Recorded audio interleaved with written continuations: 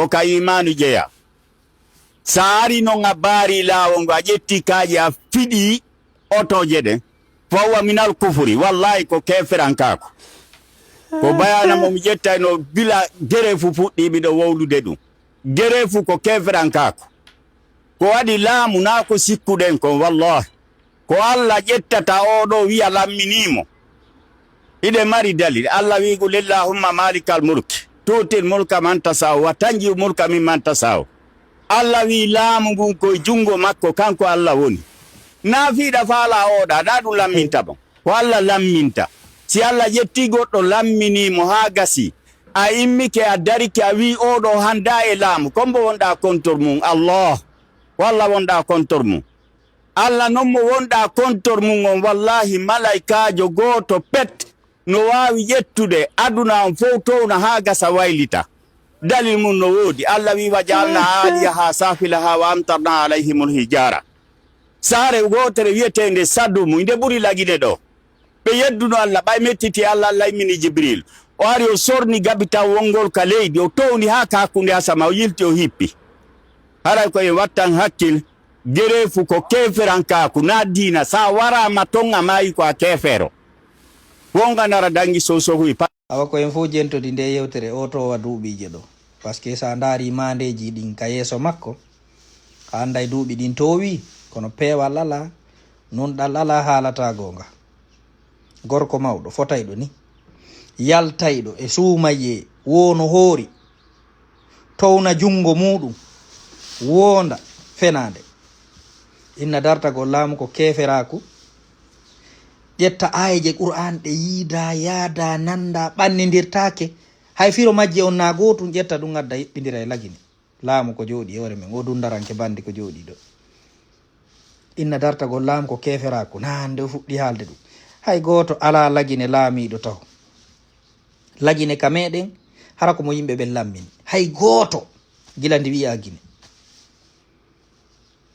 ko woni wiide ɗo allahumma malikal mulki tu'til mulka man tasha seke wallahi safiri aya on siɓɓe men mbuy noon kadi haala e ko Allah jonnata laamu ko honno Allah jonnirta laamu ko ƴettugol finkari yaha fella yimɓe wara ha hendo ko noon Allah jonnirta kañum laamu ko noon o sappori on aya qur'ana ko noon laamu hen dorte ko argol moƴƴina constitution e inde mum ko argol gera kala ko faala yimɓe ɓen ɗofto wona leyɗon ko noon Allah sappori allahumma malikal mulki tu'til mulka man tasha ƴetta inna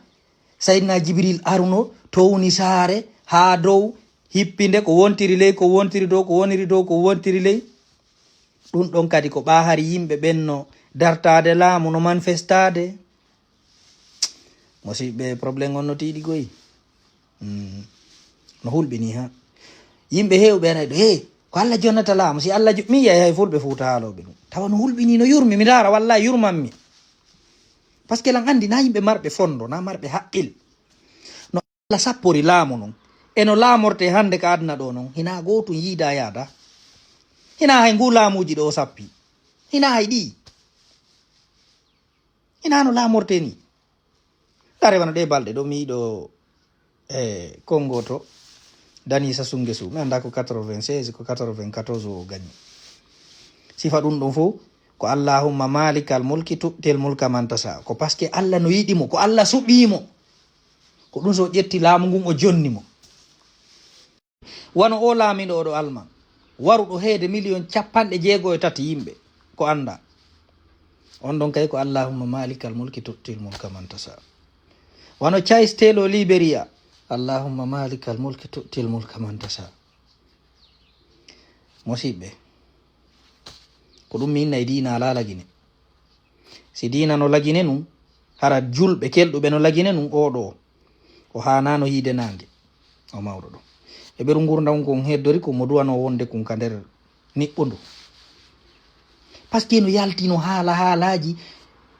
fena trompa yimɓe sekke sa hiwmo a taway oɗo kadi ko bone wonande tagu Allah ngu ko himo boni ɓuri ngayuri ndin boni ɓuri boddi ndi par ce que ndin ɗon si ndi addike ndi hiyima koye ndi doge sa ɗaɓɓitoyal ndi kadi ndi wattama bone kono oɗo ko aray ɗo ha sanka bone on e nder yimɓe ɓe ƴetta piiji ayji qur'ana eɓɓindira e piiji lagine hiɓɓindira laamu dartiɗo ɗum ko keferaako wonda kadi mawɗo no hoori o wonda fenaade fus he wow no hawni ha ça veut dire fewndo ɗo ni koko woni wadde wano Iran ɗo ko fonoy koye ɗo e aliyeɓe mum Amérique koɓe woni wadde e nder Iran ɗum ɗon kadi nayi ko allahumma malikal mu no meno ƴetta ayeji hiɓɓindira ɗe Allah sappi goɗɗum ɓe yaha ɓe firira ɗe lagine way leydi ndi andanɗa hoorema gila ndi wi'a Guinée ha hande gonga laamoraka e leydi ha hande goɗɗo laamorali lagine e hoore gonga e hoore nunɗal ala mo yimɓe ɓen suɓi laamiɗo lagine on ala billahi wal kitab ko jagguɓe e doluɓe tun koni wono dadis ko wanno kon kadi ka stade 28 septembre ɗon kadi ko allahumma malikal mulki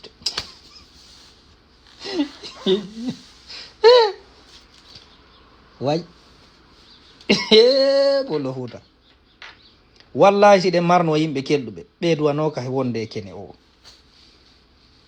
oɗo kan nata ko marɗo ɓe nguure daroɗo ka inna ɗum ko keferako goɗɗo dartotako yimɓe dartotonoɓe hay Umar ibnul Khattab